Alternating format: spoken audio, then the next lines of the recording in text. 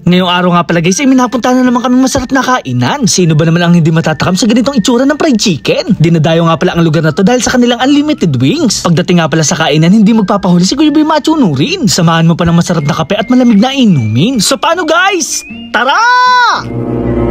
Alam mo nagbibideo ka rin? Sorry.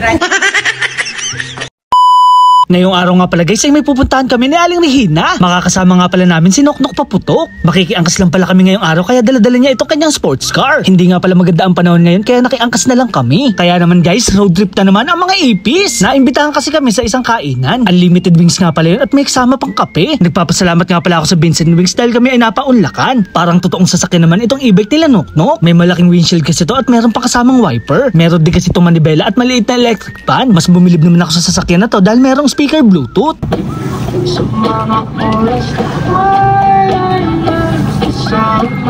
Binabala ko na tuloy na bumili ng ganitong klaseng sasakyan.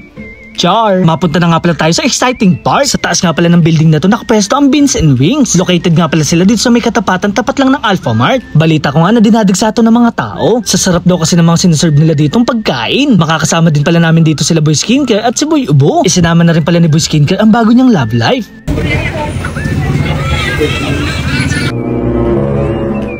Alam mo nagbibideo ka rin? Sorry. Tamang-tama nga pala sa init ng ulo ni Boy Ubo dahil naka-aircon dito. Pinagandaan nga pala namin ang araw na to dahil hindi pa kami nagtatanghalian. Unlimited wings nga pala ang aming kakainin kaya susulitin na namin. Available din pala dito ang kanilang mga rice meal. May mga bucket of wings din pala dito na pwedeng i-take out. Para naman na makatipid dahil marami kayo, meron din dito pambarkada. Mga iba't ibang bundle na nga pala to at kayo na lang ang mamimili. Samahan mo pa yan ng malalamig at masarap na kape. May mga rules and regulation din pala dito na kailangan sundin para maiwasan nating magbayad. Hindi naman kami gaano nagantay dahil mabilis ang kanilang serving. Napakasolid nga pala ng pagkakaluto ng kanilang mga manok. Amoy na amoy nga pala dito ang Parmesan at Sriracha flavor. Napakasolid din pala ng kanilang french fries dahil ito ay napakalutong. Dahil sa dami nga pala ng hinain sa amin, sana maubos namin ang lahat ng ito. May mga drinks din pala dito na itsura pa lang ay mukha na talagang masarap.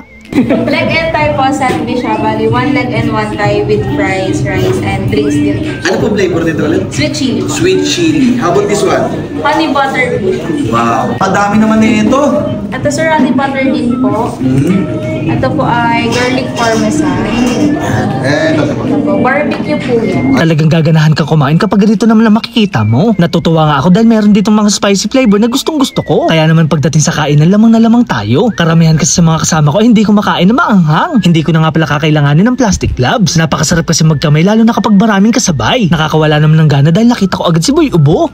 Char! At dahil fresh na fresh nga pala ang mga manok dito at kakaluto lang, uumpisa na namin ang kainan. Kaya naman guys, food trip na naman si Kuya Boy Machuno rin. Kaya naman guys, first bite, napakasarap! Manamis-namis nga pala ito na merong kasamang anghang. Tamang-tama nga ito sa mainit na kanin. Nasarapan din pala ako sa kanilang honey flavor. Ito naman ang tinatawag na sriracha. Maasim-asim naman to na merong halong anghang. Napaka-juicy nga din pala ng kanilang mga manok. Ito nga pala ay hindi dry at napaka-crispy pa. Pagdating nga pala sa kainan, hindi ko to aatrasan. Anghang.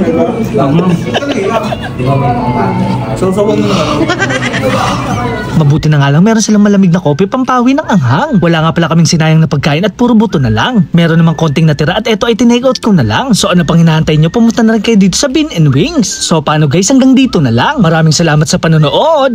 Paalam! Yeah! Chicken pabor.